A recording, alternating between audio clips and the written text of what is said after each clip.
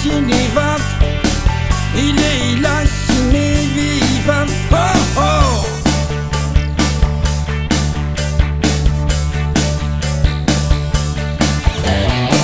Tantarana baiboly, misy anjely sy devoly, fankapana ho an'ny lehilahy, bika manendrika fo sy fanahy. Oh oh.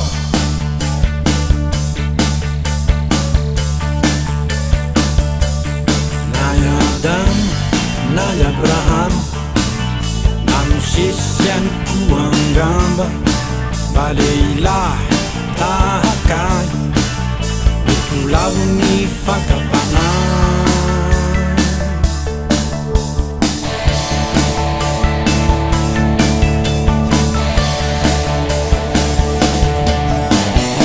Tsy faly ny ray tanàna fa nisy fanambakana, fizarany harem-pirenena, fanangonan-karena sy ny fanekena. Oh oh.